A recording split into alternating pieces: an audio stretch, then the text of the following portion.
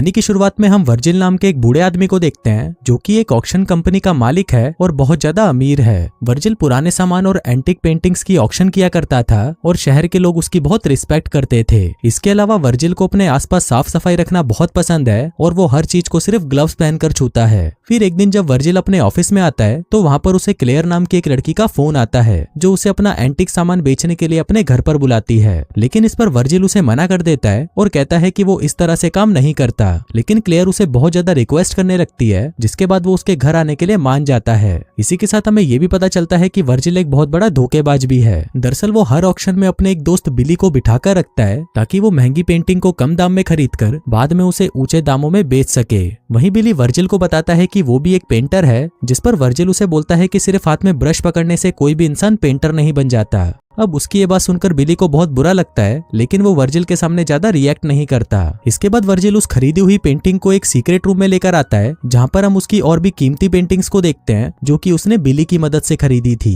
अब वर्जिल ज्यादातर टाइम अकेला ही रहता था, इसलिए वो अपना टाइम इन पेंटिंग्स को देखते हुए बिताता था। इसके बाद वर्जिल क्लेयर के घर पर जाता है जहाँ पर वो देखता है कि क्लेयर एक बहुत बड़े मैंशन में रहती है। फिर वो वहाँ पर बहुत देर तक क्लेयर का इंतजार करता है, लेकिन उसे वहाँ पर लेने कोई नहीं आता। अब ये देखकर वर्जिल को बहुत ज्यादा गुस्सा आता है और वो गुस्से में वहाँ से चला जाता है। फिर अगले दिन जब वर्जिल को फिर से क्लेयर का कॉल आता है तो वो उस पर बहुत ज्यादा गुस्सा करने लगता है। लेकिन इस पर क्लेयर उसे समझाने की कोशिश करती है कि कल वो उससे मिलने आने ही वाली थी, लेकिन तभी रास्ते में उसका एक्सीडेंट हो गया। अब क्लेयर की बात सुनकर वर्जिल शांत हो जाता है और एक बार फिर से उसके घर पर जाने के लिए रेडी हो जाता है, लेकिन इस बार भी वहाँ पर उससे मिलने कोई नहीं आता।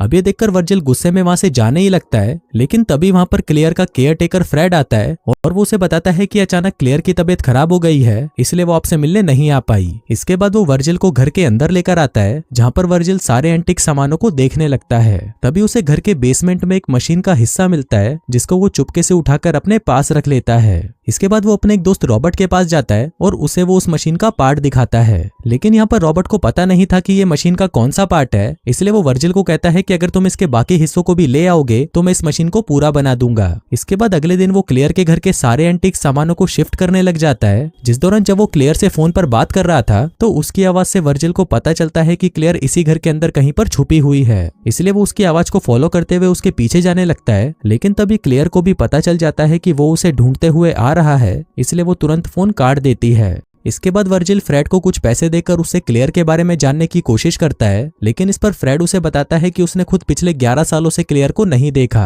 अब ये जानने के बाद वर्जिल क्लेयर को देखने के लिए और भी ज्यादा एक्साइटेड हो जाता है और हर दिन उसके घर के सामने वाली कॉफी शॉप में जाकर उसके ऊपर नजर रखने लगता है। लेकिन काफी दिनों तक नजर रखने के बाद भी वो क्लेयर के बारे में कुछ भी जान नहीं पाता। वहीं कॉफी शॉप में एक लेडी बैठी रहती है जो हर वक्त क्लेयर के घर को ही देखती रहती है। फिर ऐसे ही एक दिन क्लेयर वर्जिल को दोबारा अपने घर पर बुलाती है और वहाँ पर वर्जिल क्लेयर की आवाज को फॉलो करता हुआ एक दीवार तक पहुंचता है जिसके पीछे से क्लेयर उससे बात कर रही थी। फिर क्लेयर उसे बताती है कि उसे एक तरह का फोबिया है जिस वजह से उसे लोगों के सामने आने से बहुत डर लगता है और इसी वजह से वो सालों से इस घर के बाहर निकली भी नहीं। अब ये सुनने के बाद वर्जिल को इस बात से कोई प्रॉब्लम नहीं होती और वो क्लेयर के पेपर्स को वहीं पर रखकर वहां से चला जाता है। इसके बाद हम देखते हैं कि अब धीरे धीरे वर्जिल को क्लेयर पसंद आने लगी थी, इसलिए वो अपने एक दोस्त रॉबर्ट से लड़की को इम्प्रेस करने के तरीके पूछता है। यहाँ पर वर्जिल की बातें सुनकर रॉबर्ट भी समझ जाता है कि जरूर उसे कोई लड़की पसंद आ गई है।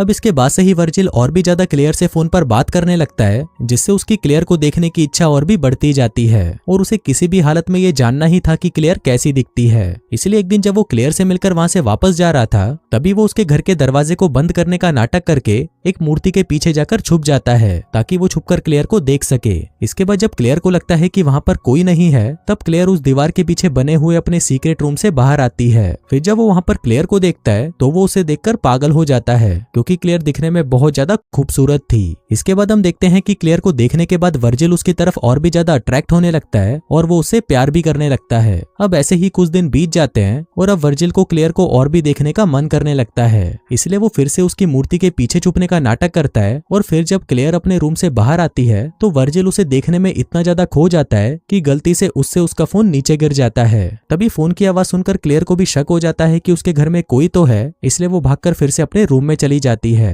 वहीं वर्जिल भी उसके घर से निकलकर वहां से जाने लगता है, लेकिन तभी क्लेयर वर्जिल को कॉल करती है और उसे बताती है कि उसके घर में कोई चोर घुस आया है, इसलिए वो उसे अपने घर पर बुलाती है। दरअसल क्लेयर को ये पता नहीं था कि वो आदमी वर्जिल ही है। इसके बाद वर्जिल क्लेयर के पास जाकर उसे बात करता है, लेकिन यहाँ पर क्लेयर बहुत ज्यादा डरी हुई थी और फिर वो रोने लग जाती है। अब क्लेयर को ऐसा देखकर वर्जिल उसे सच बता देता है कि तुम्हारे घर में मैं था। अब ये सुनकर क्लेयर को बहुत बुरा लगता है और वो वर्जिल को वहां से जाने के लिए बोलती है। फिर वर्जिल वहां से जा ही रहा था, लेकिन तभी क्लेयर अपने रूम से बाहर निकलती है और वर्जिल को रोक लेती है। अब यहाँ पर क्लेयर को अपने रूम से बाहर देखकर वर्जिल को बहुत अच्छा लगता है और इसके बाद से ही वो क्लेयर के लिए महंगे महंगे गिफ्ट्स लेकर जाने लगता है ताकि वो उसे इम्प्रेस कर सके। फिर एक दिन जब वर्जिल क्लेयर को मेकअप करना सिखा रहा था, तब क्लेयर को लगता है कि शायद वर्जिल उसे यहाँ से बाहर ले जाना चाहता है, इसलिए वो गुस्से में फिर से अपने आप को उस रूम में बंद कर लेती है। पर अब क्योंकि क्लेयर भी वर्जिल को पसंद करने लगी थी, इसलिए वो कुछ ही देर में वहां से बाहर आ जाती है। फिर एक दिन जब वर्जिल क्लेयर को उसके सामान की फोटोज दिखाने आता है, तब क्लेयर उसे अपने उस सीक्रेट रूम में लेके जाती है जहाँ पर वो पिछले 20 सालों से रह रही थी। फिर वहाँ पर वर्जिल क्लेयर को किस करते हुए बोलता है कि तुम पूरी जिंदगी यहाँ पर ऐसे नहीं रह सकती, इसलिए अब तुम्हें यहाँ से बाहर निकलना चाहिए। इस पर क्लेयर उसे बताती है कि मैं भी यहाँ से बाहर निकलना तो चाहती हूँ, लेकिन मुझ में बाहर निकलने की हिम्मत नहीं है। फिर एक दिन वर्जिल जब क्लेयर के लिए खाना लेकर आता है, तभी वो देखता है कि क्लेयर अपने सीक्रेट रूम से गायब है। इसके बाद वो पूरे घर में उसे ढूंढने लगता है, लेकिन क्लेयर उसे कहीं नहीं मिलती।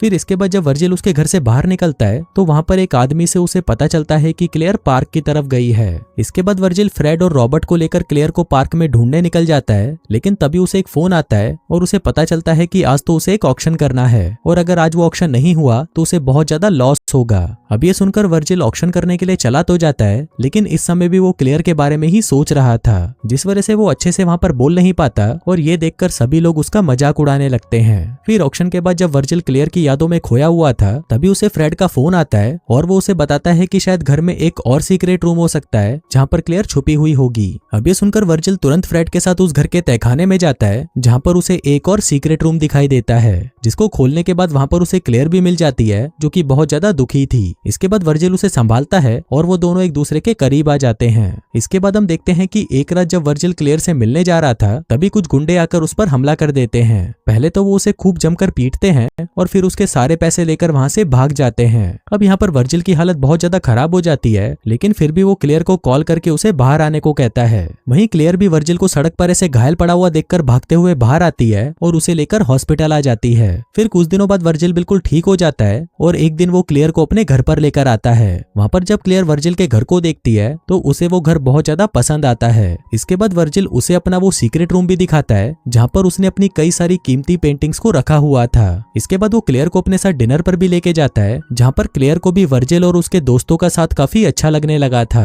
तभी वर्जिल वहाँ पर अपना रिटायरमेंट अनाउंस कर देता है और बोलता है कि उसका लंदन में एक आखिरी ऑक्शन होने वाला है, जिसके बाद वो ये सब हमेशा के लिए छोड़कर क्लेयर के साथ शादी कर लेगा। इसके बाद सीन शिफ्ट होता है और हम वर्जिल को देखते हैं, जो कि लंदन में जाकर अपना आखिरी ऑक्शन अच्छे से कंप्लीट कर लेता है। इसके बाद जब वो वापस अपने घर पर आता है तो वो देखता है कि क्लेयर वहां पर नहीं है। अब ये देखकर वर्जिल बहुत ज्यादा डर जाता है और उसे चारों तरफ ढूंढने लगता है, लेकिन वो उसे कहीं नहीं मिलती। फिर जब वो निराश होकर अपनी पेंटिंग्स वाले रूम में आता है तो वहां पर वो देखता है कि उसकी सारी पेंटिंग्स वहां से गायब है। तभी वो वहां पर एक स्टैचू को देखता है, जिसके अलग अलग पार्ट्स को वो क्लेयर के घर से चुराकर रॉबर्ट्स को दिया करता था। और ये सब देखकर वर्जिल समझ जाता है कि क्लेयर ने रॉबर्ट के साथ मिलकर उसको पागल बनाया है। इसके बाद वर्जिल को वहां पर पड़ी हुई एक पेंटिंग से पता चलता है कि इस स्टोरी में रॉबर्ट और क्लेयर के साथ बिली भी शामिल था।